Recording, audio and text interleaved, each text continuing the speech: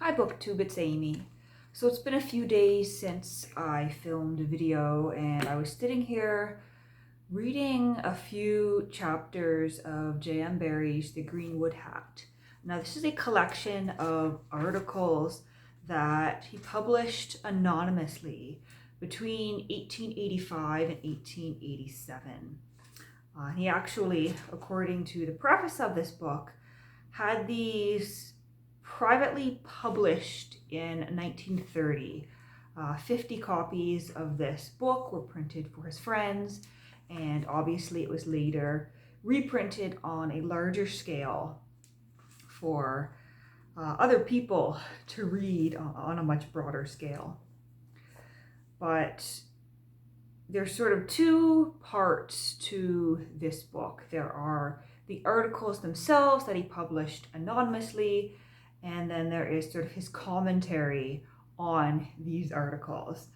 So he's essentially critiquing himself and making comments about his past writing.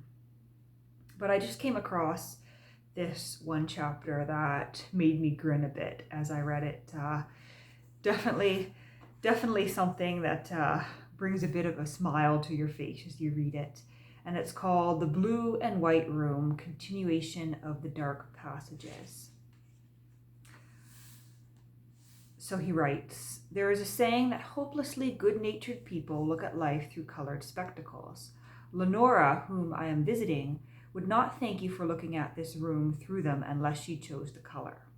They might not harmonize with the room, which is blue and white, and she would resent the intrusion of any spectacles that were not blue. The first night I spent in this room, I noticed that the blind was tied up in such a way that it could not flutter down. Snow had fallen all day, and when I put my head on the pillow, the cold back garden shone like a white ghost through the window. I did not like it and said so next morning. Lenora, who has been married for quite 2 months, explained that the effect of the snow was so good against the blue of the room. I think this was my first flash into what her spare room had become to her. I had been writing here, and a few minutes ago I caught myself at my old trick of jerking my pen behind me. Result, the wall shows ink spots. Had they been blue, I could have faced them, but woe is me to spill black in Lenora's blue and white room. Nevertheless, this does give me a subject to write about. I dip in Lenora's blue bottle and resume in a chastened spirit. Lenora's husband is a doctor, and he has a sense of humor. Many a time have I said things that had made him throw back his head. But when I mentioned the blue and white room, he uncrossed his legs nervously. We were downstairs in the surgery, but he glanced hurriedly at the door and put down his mortar.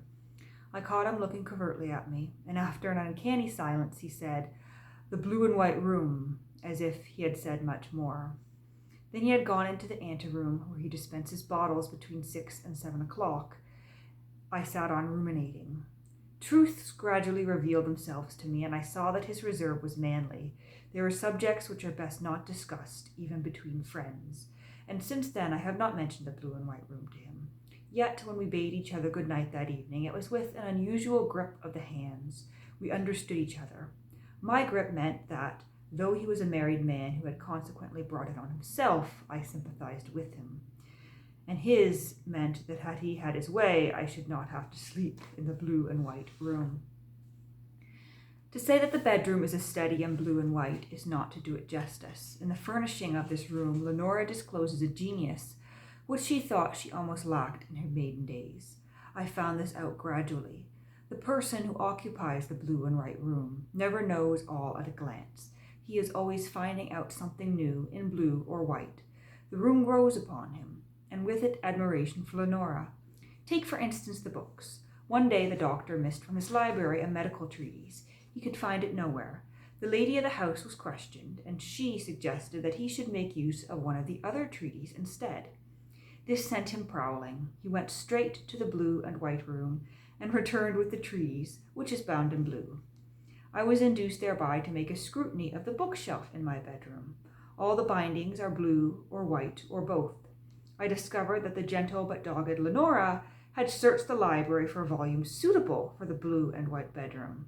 And the books suitable for a blue and white bedroom are books that are bound in blue and white. They are not a happy family on that shelf. There are two of Black's novels. I am sure she would like to change his name to Blue. A parliamentary handbook, a Thomson and Tate's Elements of Natural Philosophy, an anatomy, and several other medical works, a copy of Horace, 2 timetables, etc. Today I noticed that a parliamentary blue book has been added. It was too large for the shelf, so was laid in a provocative attitude on the dressing table. Lenora is not one of those second-raters who decorate a room and have done with it. She is always adding something. Yesterday in the surgery, I missed a packet of my own envelopes, kept together by a blue paper band. So I sought my bedroom, and there they were on a small table beside an ink bottle, the one in which I am now dipping.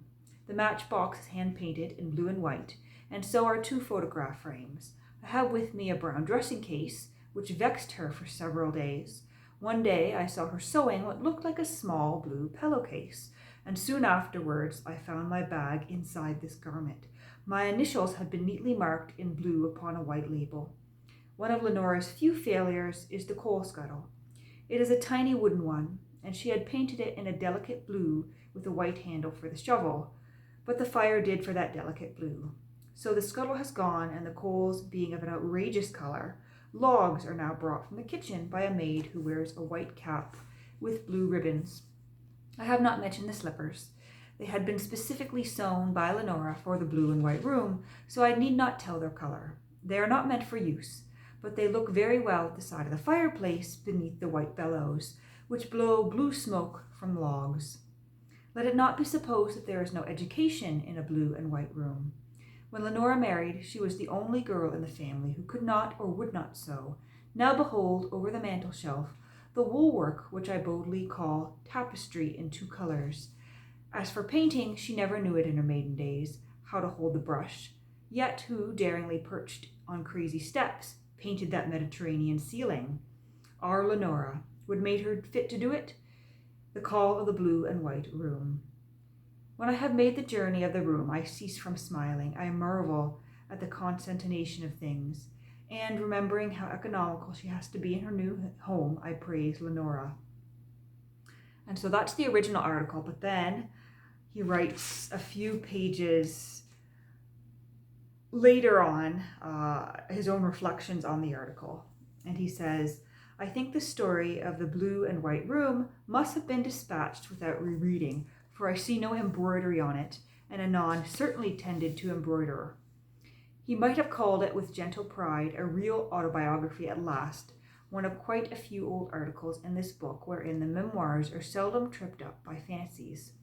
In studying catalogues of, say, first editions, I am often lost in admiration of the noble candor with which the compilers thereof say of a book, rebacked, or a few leaves mended, or title page defective, or margin slightly stained, or bindings worn, or advertisement at end torn.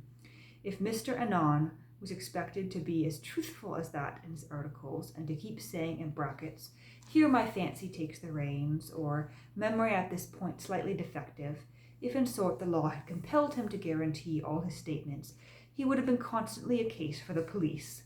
The blue and white room, however, was a real room, and as far as I can remember, he leaves it as he found it, not a white atom added, nor a blue one omitted. It was the work of art of a sister of mine lately married.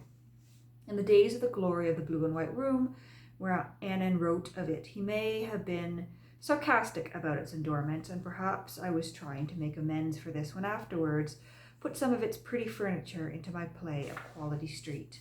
Anon liked visiting that room during those first years of London as much as she shuddered over most of his visits elsewhere. Not that there were many of them, but they loomed because the awkward man only knew his way about in lodgings. I observe that others, when they travel, are forever in a worry lest their luggage should go astray. I never had this trouble, as it was always my custom, when setting out on those dreadful weekend visits to very nice people, to carry in my pockets every belonging that I considered of value.